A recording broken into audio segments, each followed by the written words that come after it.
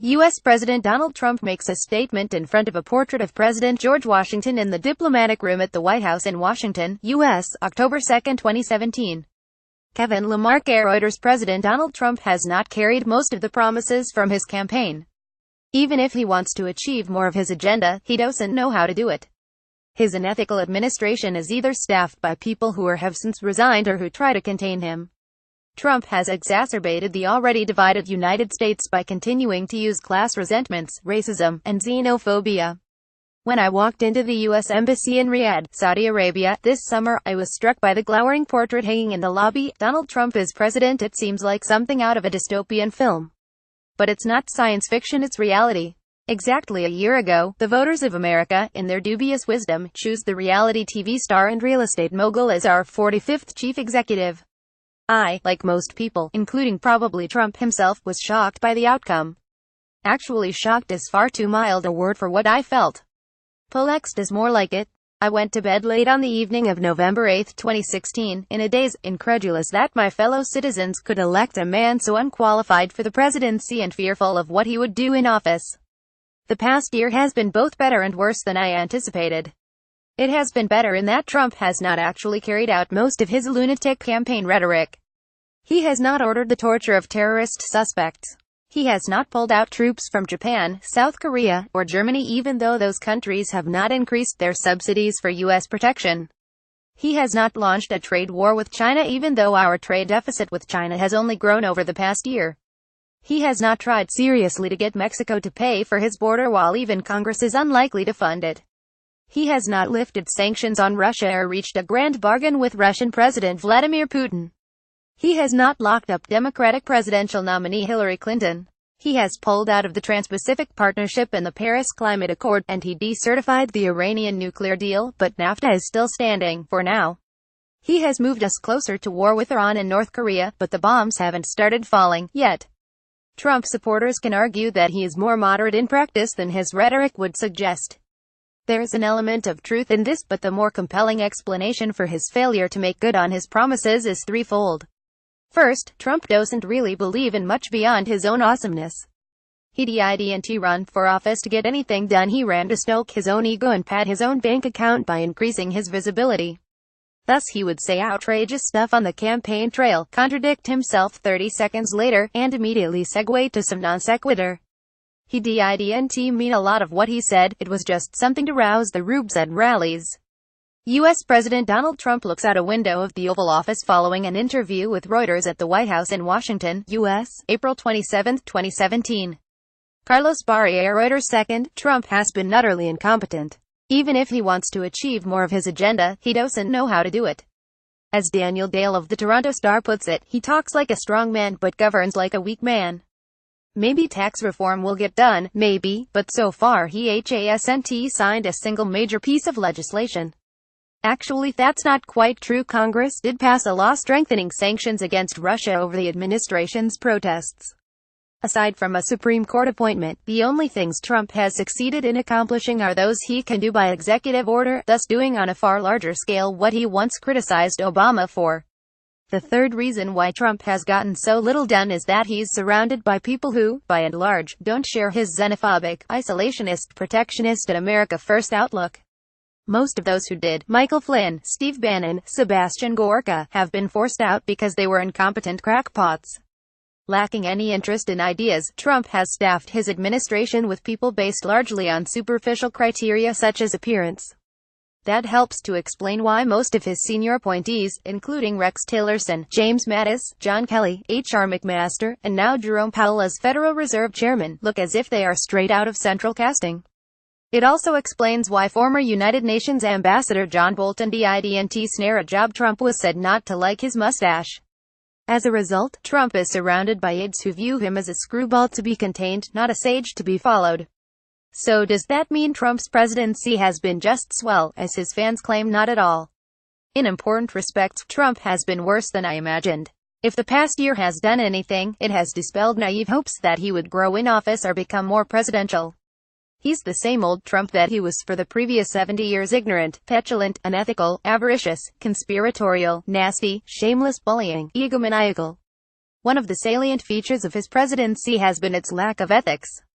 His former campaign manager Paul Manafort has been indicted on charges of money laundering, and former National Security Advisor Michael Flynn is said to be on the verge of indictment for acting as an unregistered foreign agent. Many of the president's men, and even the president himself, had undisclosed business dealings with Russia, ranging from Trump's attempts to build a Trump Tower in Moscow during the campaign to Commerce Secretary Wilbur Ross' continuing investment in a shipping firm closely tied to the Kremlin. Trump and his aides, including Attorney General Jeff Sessions, have also consistently lied about their dealings with Russia. Former Trump foreign policy advisor George Papadopoulos pled guilty to deceiving the FBI about his Kremlin ties. Others may follow. Russia aside, Trump uses his office to promote his own properties in violation of the Emoluments Clause of the Constitution. He has refused to disclose his tax returns, as every president has done more than 40 years. And while private sector figures from Harvey Weinstein to Michael Oreskes are being fired for sexual harassment, the president remains in office despite credible accusations of misconduct from at least 16 women. Trump himself basically admitted to the allegations in his infamous "Grab 'em by the Pussy" video, but now the White House press secretary shamefully labels his accusers as liars. The real liar, of course, is Trump himself. According to the Washington Post, during his first 263 days in office, he made 1,318 false or misleading claims. That's an average of 5 falsehoods a day. Trump presides over what is easily the least ethical administration since Nixon's, and in all likelihood Don the Con will be judged by history to be a great deal worse than Tricky Dick. The major difference between them: Nixon sought to subvert the rule of law in private. Trump does it out in the open for all to see. It has become routine for the president to demand criminal investigations of his political opponents based on, so to speak, trumped-up charges. Donald Trump Jr. even accuses the Clintons of murder, to call for the broadcast licenses of critical media outlets to be revoked, to attack the special counsel investigating him, to impugn the FBI, the judiciary, and the Justice Department, and to suggest that his own attorney general should resign for not doing his political bidding. Granted, most of these threats have been empty ones, but not all. Trump did fire FBI Director James Comey in a blatant attempt to obstruct justice. Moreover, his very words, coming from the man charged with ensuring that the laws be faithfully executed, corrode trust in our legal system. When Trump is not undermining the rule of law, he is demeaning the presidency and embarrassing the country. Trump uses Twitter to carry out unseemingly vendettas against Gold Star parents, the mayors of London and San Juan, lawmakers from Little Bob Corker R10 to Pocahontas Elizabeth Warren DeMass, journalists from those at the failing New York Times to crazy Mika Brzezinski, and an endless array of other targets, many of them women and minorities. Trump's tweets are frequently vituperative and full of errors in spelling and grammar. They sound as if they are coming from a mental institution, not from the White House. What most troubles me about Trump's presidency is the extent to which he is dividing Americans by race and ethnicity in service to his own political ambitions. Having won with overwhelming support among white, working-class voters, Trump notoriously hesitates to criticize white supremacists. He thought there were very fine people on both sides at the white supremacist rally in Charlottesville, and he has defended Confederate statues as part of our heritage. When white killers go on a rampage, as they did recently in Las Vegas and Sutherland Springs, Texas, Trump labels it a tragedy about which there is little to be done beyond thoughts and prayers. Donald Trump welcomes his sons Eric and Donald Jr. to the stage in New Hampshire, November 11, 2015. Brian Snyder Reuters. By contrast, he exploits every terrorist act committed by a Muslim, such as the Halloween attack in New York, labeling the perpetrators animals and calling for draconian immigration restrictions. He has gone on an extended tirade against the African American football players who kneel when the national anthem is played to protest police brutality. He has pardoned racist former Sheriff Joe Arpaio. And he has revoked the executive order that former President Barack Obama used to protect Dreamers, immigrants brought to America illegally as children, from deportation. Sadly, other Republican office seekers, such as gubernatorial candidate Ed Gillespie in Virginia and Senate candidate Roy Moore in Alabama, have imitated Trump's noxious example by seeking to rally white voters with blatantly racial appeals. Gillespie failed, but that won't stop other Trump imitators from trying their luck.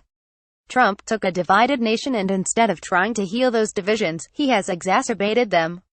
A Boston Globe reporter who traveled to York County, Pennsylvania, an area that Trump won, found that the class resentments, racism, and xenophobia that became flashpoints during the election have hardened, not healed. And that's what Trump has done in just the year since he won the presidency. Imagine what the next 3 years, or, God forbid, the next 7 years, will hold. The United States will survive Trump, but we won't be the same nation after him.